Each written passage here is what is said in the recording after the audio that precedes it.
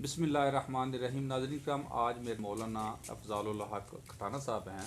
समाजी सियासी हलकों में इनका एक असर सूख भी है, हल्का बाब भी है, और इसके अलावा दीनी समाजी मामलात में बहुत बढ़ चढ़ कर हिस्सा भी लेते हैं। और ख़ास करके जो मौजूदा हमारी सियासत है उस पर भी काफ़ी इनको अबूर हासिल है, काफ़ी गुफ्त शनीद होती रहती है। तो हल्का बाब भी इनको कदर की निगाह से देखते हैं। और मज़े की बात यह है कि जहाँ तक मेरा सहाफ़त का सफ़र शुरू हुआ तो मेरी इनके साथ काफ़ी बैठक भी हुई। तो जो तज्ज़िया देते हैं उसमें एक जान होती है, वो हकीकत पे मबनी होता है। ये ऐसा समझ लें उलमाए कराम का एक फ़ैज़ान है या इनकी के सियासी बसीरत है। मेरे साथ हैं मौलाना अफ़ज़ालुल हक खटाना साहब। खटाना साहब, अस्सलाम वालेकुम। वालेकुम रहमतुल्लाह जी। बहुत शुक्रिया, आपने टाइम दिया। जी मौलाना साहब, है रियासत मदीना की दावेदार तब्दीली सरकार है, आज किस मोड़ पर खड़ी है? नहमदुहु व नसल्ली अला रसूलिहिल करीम, अम्मा बाद फ़अऊज़ु बिल्लाहि मिनश्शैतानिर्रजीम, बिस्मिल्लाहिर्रहमानिर्रहीम। सबसे पहले तो मैं शुक्रिया अदा करता हूँ नवीद भट्ट साहब आपका कि आपने यहाँ तशरीफ़ लाया आप और मुझे कुछ कहने का मौका बख्शा है। जहाँ तक आपके सवाल का ताल्लुक़ है कि तब्दीली सरकार और उनका नारा रियासत मदीना पाकिस्तान को बनाने का, तो इस सिलसिले में गुजारिश ये है कि हमारे हुक्मरानों ने रियासत मदीना का लफ्ज़ बग़ैर सोचे समझे मुँह से निकाल दिया। हकीकत तो यह है कि जब बंदा किसी रियासत को मदीने की रियासत से तशबीह देता है तो जहन में जो तसव्वुर उभरता है कि वहाँ इंसाफ है, खिदमत खल्क है, दयानत है, खौफ खुदा है और अपनी रियासत की तामीर और तरक्की है।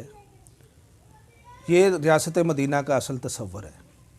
लेकिन हम देख रहे हैं कि पिछले 3 साल से कमोबेश पाकिस्तान को बार बार रियासत मदीना कहा जा रहा है और दिन ब दिन ये ख़ुद साख्ता रियासत मदीना मसाइल की दलदल में उलझ रही है।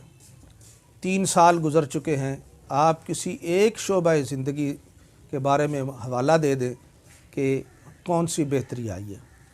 जो साबका हुक्मरान थे, साबका हुकूमतें थी, उनका किया दरा जो है वो भी इस हुकूमत ने आके बर्बाद कर दिया है। हमारी मईशत गर्क हो चुकी है। बैनुल अक़वामी मालियाती इदारों के हम जो है उन्होंने गिरवी रखे गए हैं। अभी कल आप देख लें कि हम स्टेट बैंक किसी भी ममलकत का एक अहम इदारा होता है, उसमें वहाँ के लोग खुद मुख्तार होते हैं, हुकूमतें होती है, वहाँ जो भी मसाइल होते हैं। लेकिन हमारा स्टेट बैंक ही इन्होंने IMF के हवाले कर दिया है। अब मिनी बजट आया है, यानी पहले महंगाई से लोग मर रहे हैं, लोग बच्चों को बेचने पर मजबूर हैं, खुदकुशियाँ हो रही हैं इस मुल्क के अंदर। लेकिन आप देख लें कि मिनी बजट ला के मज़ीद एक आवाम के ऊपर बोझ का इजाफ़ा इन्होंने कर दिया है।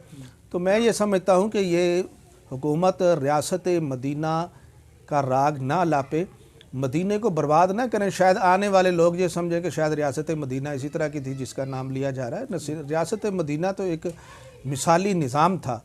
वो तो अल्लाह के रसूल सल्लल्लाहु अलैहि वसल्लम की मेहनत के बाद वहाँ इंसाफ, अदल, तरक्की सारी चीज़ें जो है ना वो हुई। तो ये बार बार लफ्ज़ इस्तेमाल नहीं करना चाहिए। इससे तौहीन मदीना मैं कहता हूँ और रियासत मदीना की तौहीन और निज़ाम मदीना की तौहीन जो है ना वो हो रही है।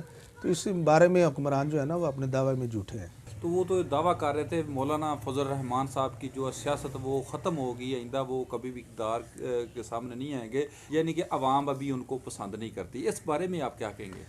इस सिलसिले में मैं ये कहूँगा कि मौलाना फजलुर रहमान की जो सियासत है वो उनकी अपनी सियासत है, वो उनकी अपनी सलाहियतें हैं, वो उनकी अपनी लियाकत है कि उन्होंने मैदान सियासत में अपने आप को खड़ा करके रखा है। ये जो लोग मौलाना फजलुर रहमान पे एतराज़ करते हैं, ये लोग तो किराए के लोग हैं, इन्हें सियासत से क्या पता। मौलाना फजलुर रहमान ने इस मुल्क के अंदर हमेशा उसूलों की सियासत की है। जो शख्स बाकिरदार है और उसूलों पे मबनी उसकी सियासत है तो वह हमेशा कामयाब होता है। मौलाना फजलुर रहमान ने इस यानी तब्दीली सरकार के आने पर जो मौक़िफ़ रखा था दीगर अपने यानी अपोजिशन जमातों के सामने, तो उस वक्त वो अपनी किसी मसलहत की बुनियाद पर वो लोग मौलाना फजलुर रहमान के मौक़िफ़ के साथ नहीं चले। लेकिन आज वो इस बात का एतराफ़ कर रहे हैं कि मौलाना फजलुर रहमान का जो पहले दिन का मौक़िफ़ था, अगर हम उसको इख्तियार कर लेते तो आज हमें ये मुल्क को ये हालात देखने न पड़ते। इसलिए मौलाना फजलुर रहमान की उसूली सियासत है और उसके अंदर अल्हम्दुलिल्लाह रोज़ बरोज़ इजाफ़ा हो रहा है। और हालिया इलेक्शन में आप देख रहे हैं कि पेशावर के अंदर किस तरह उलमाए अवामुन्नास ने मौलाना की यानी उनके मेयर को किस तरह सराहा है, कितने वोट आए हैं कि वहाँ सारी जमातें जो हैं वो पीछे रह गई। मौलाना का बंदा जो है ना वो कामयाब हो गया है। इसकी एक ये भी वजह है कि गुज़श्ता इलेक्शनों में जमीयत उलमाए इस्लाम को यानी दानिस्ता तौर पर बाज़ खुफिया कुव्वतों ने इलेक्शन से बाहर रखा है। अगर फेयर इलेक्शन हो हमारे आज़ादाना मुनसिफाना, तो मैं ये समझता हूँ कि आज भी मौलाना फजलुर रहमान की सियासत और उनकी जमात जो है ना वो नंबर 1 है। आप क्या समझते हैं पंजाब में भी ये फेयर इलेक्शन ही होंगे? देखिए, हमें तो तवक्को रखनी चाहिए, लेकिन होंगे या नहीं होंगे ये तो इलेक्शन के बाद ही पता चलेगा कि क्या हुआ है। लेकिन मैं ये समझता हूँ कि अगर फेयर इलेक्शन हो तो अल्हम्दुलिल्लाह हर जगह वही नुमाइंदे जो आवाम जिनका चुनाव करते हैं उनमें किसी मशीन का किरदार ना हो, किसी इदारे का किरदार ना हो, तो जो भी आवाम फैसला करें वो मानना चाहिए सबको। जी बहुत शुक्रिया। इंशाल्लाह उम्मीद पर दुनिया कायम है। नाज़रीन किराम, रियासत मदीना का तसव्वुर तो ये भी माना जाता है कि अगर नहर फरात पे कुत्ता एक मर जाए तो उसको भी वक्त के अमीर को हिसाब देना पड़ेगा। अपना बहुत ख्याल रखिएगा। नवीद भट्ट वैसे को इजाज़त दीजिए। अल्लाह हाफ़िज़।